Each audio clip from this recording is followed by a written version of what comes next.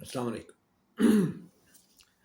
کہتے ہیں بہترین منصوبہ بندی انسان کی، چاہے وہ انفرادی سطح پر ہو یا پھر قومی سطح پر یا معاشرتی سطح پر، وہ یہی ہو سکتی ہے کہ اپنے موجود وسائل کو اچھے طریقے سے استعمال کرنا، اور پہلی بات یہ استعمال کرنے سے کہ اسے ایکسپلور کرنا کہ ہمارے وسائل ہیں کیا، یعنی ہماری ایبیلٹیز ایسی کیا ہیں جو ہمیں ہماری نظر میں نہیں ہیں لیکن ہم انہیں یوٹیلائز کر سکتے ہیں۔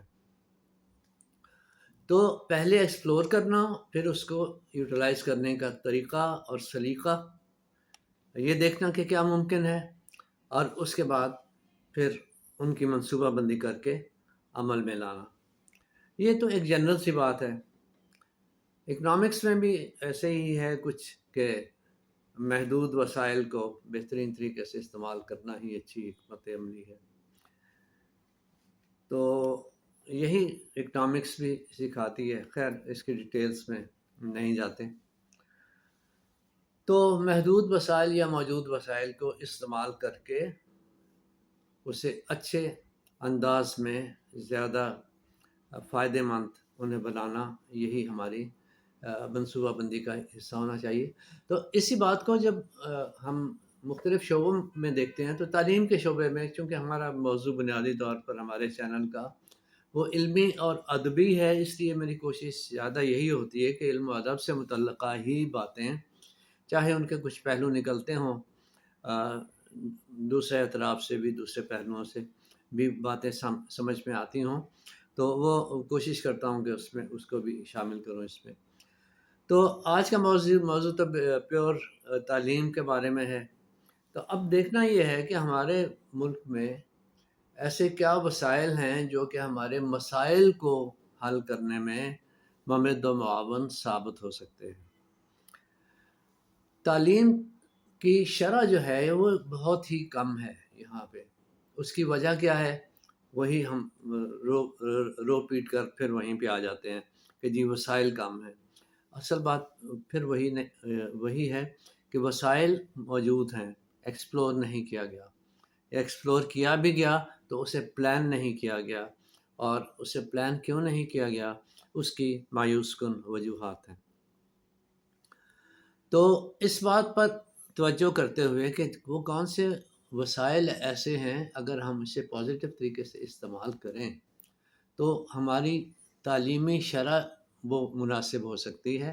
نہ صرف مناسب ہو سکتی، میں کہتا ہوں کہ بہت جلد یہ شرح بڑھ کے بہت اچھی تعلیمی شرح جو ہے اس کے برابر ان ملکوں کے مقابل میں آ سکتی ہے کہ جہاں پر پرسنٹیج آف ایجوکیٹڈ پیپل جو ہے وہ بہت اچھی ہے، کیونکہ وہ وسائل موجود ہیں، صرف انہیں یوٹیلائز کرنے کی ضرورت ہے۔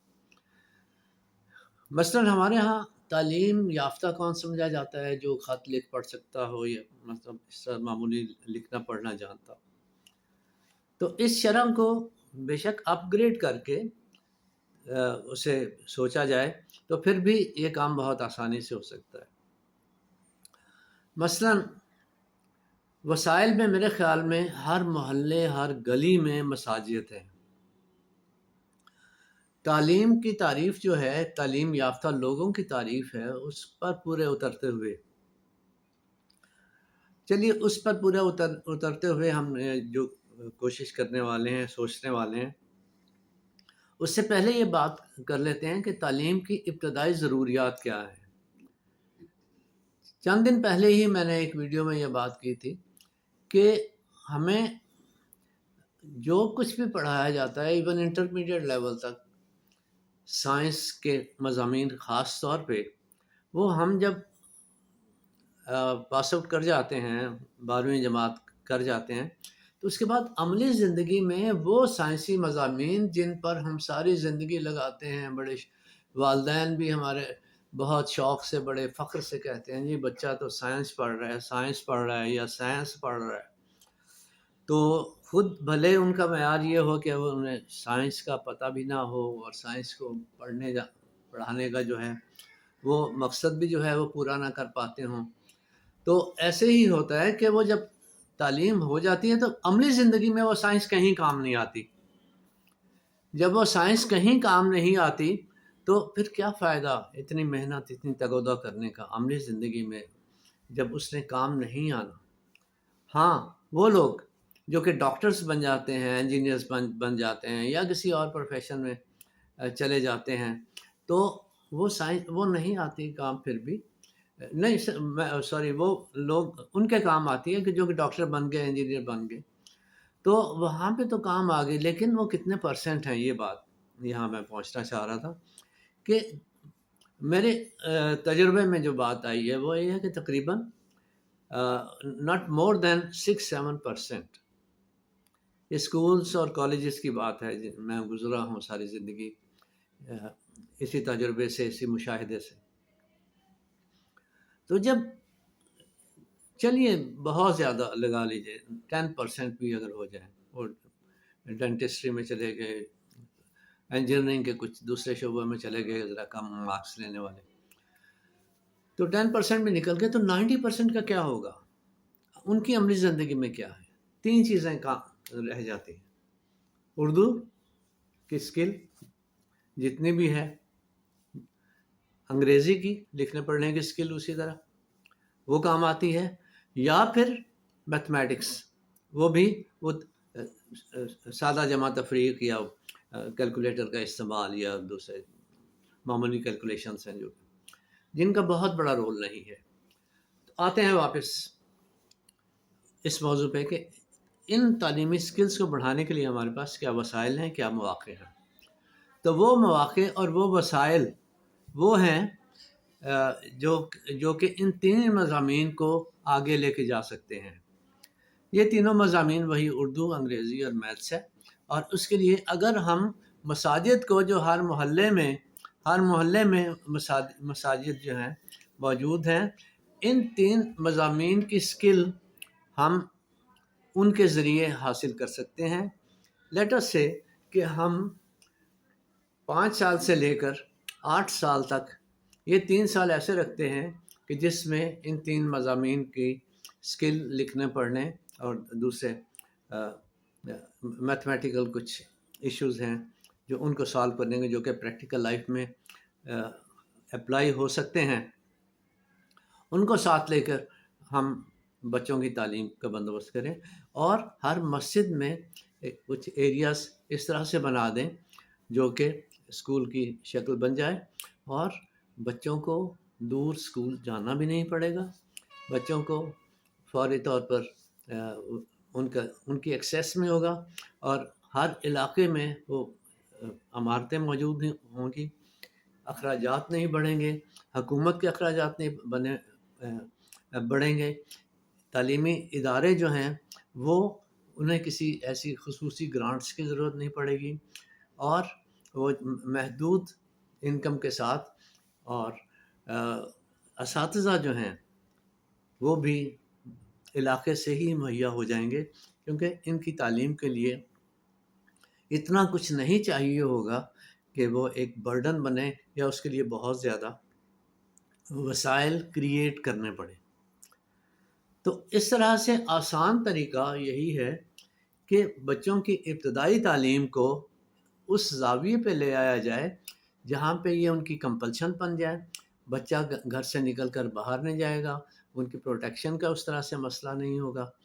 تو اس کی نگرانی جو ہے مساجد کے اسکولس کی، وہ ہر کوئی ایک طرح سے نگران ہوگا، محلے کے لوگ ہوں گے، اور ان کی بہتری اور معیار کے لیے، ان کے وسائل کے لیے، ان کی سہولتوں کے لیے، بچوں کی سہولتوں کے لیے بہت آسانیاں پیدا ہو سکتی ہیں. اس ایک اجتماعی یا گراس روٹ لیول پہ ہم اسے دیکھ کے تو آگے لے کے چلتے ہیں. تو میں نہیں سمجھتا کہ تعلیم کا مسئلہ حل ہونے میں دیر لگتی ہے. ہاں وہاں پہ بہت مشکل ہوگی جب ضرب پڑے گی ان ایجوکیشنل مافیاز پہ جن کے راستے میں یہ تعلیمی نظام جو ہے وہ ایک رکاوٹ بنے گا. وہ بھلے مکمل طور پر کسی نظریے سے متعلق ہوں یا ایک طرح کہہ لیجیے کہ تعلیم میں سے پیسہ کمانے کے جو مینوپلیز ہیں جن کی، وہ ان سے متعلق ہو. لیکن بات یہ ہے کہ اگر ہمیں تعلیمی معیار کو بڑھانا ہے، تعلیم کو ترقی دینی ہے، تو ہمیں اس سطح پر کام کرنا ہمارے لیے بہت ضروری ہے. تو یہ 4 سبجیکٹس، ایک کا میں نے نام نہیں لیا، وہ ہمارے لیے بہت ضروری ہیں. 3 تو وہی ہو گیا، اردو، انگلش، میتھس. تو اس کے ساتھ ایک جنرل نالج کا ہم سبجیکٹ رکھ سکتے ہیں، اور جنرل نالج میں جو بھی ہماری ضروری معلومات ہیں، غیر متنازع مذہبی معلومات ہیں، یا جنرل نالج کی دوسری چیزیں، اس میں ٹیکنالوجی بھی آ سکتی ہے، یا نئی ایجادات آ سکتی ہیں، یا یوں کہہ لیجیے سادہ لفظوں میں کہ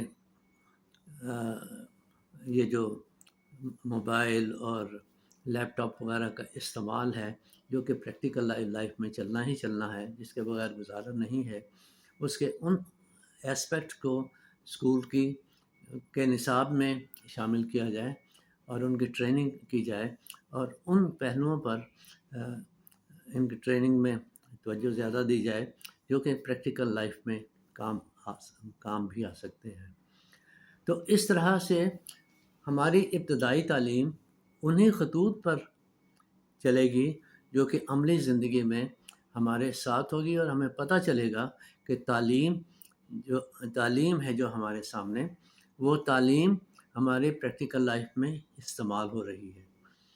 اس میں چھوٹے موٹے وہ ٹیکنیکل کام جو ہیں وہ بھی بچوں کو، یعنی وہ جو ہیں جنرل نالج کا سبجیکٹ میں جو کہہ رہا ہوں، اس میں یہ کچھ پریکٹیکل چیزیں جو ہیں ان کو بھی ہم شامل کر سکتے ہیں، تاکہ ان چیزوں سے دوری جو ہے وہ ایسے نہ ہو کہ نہیں یہ ہمارے لیے سب اسٹینڈرڈ ہے، یا کوئی ہمارے کرنے کے کام نہیں ہے. وہ روزمرہ کی چیزیں ہو سکتی ہیں. تو لازم جو ہیں وہ یہ 4 سبجیکٹس ہی رکھے جائیں. اس کے بعد پھر سبجیکٹس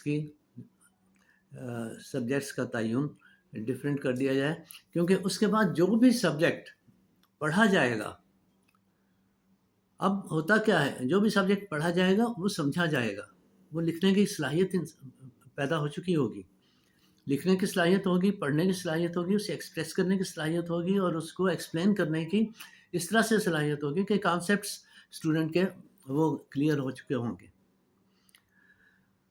اور اب آگے جو بھی سبجیکٹس ایڈ کریں پالیسی کے مطابق، جو بھی سبجیکٹس ایڈ ہوں گے بڑی کلاسز میں 8 سال کی عمر کے بعد، کچھ بھی نام رکھیں کلاسوں کا، کوئی بھی گریڈ اس کا نام رکھیں، تو اس میں جو بھی سبجیکٹ ہوگا وہ سبجیکٹ کو پڑھنے سمجھنے لکھنے کی صلاحیت موجود ہوگی.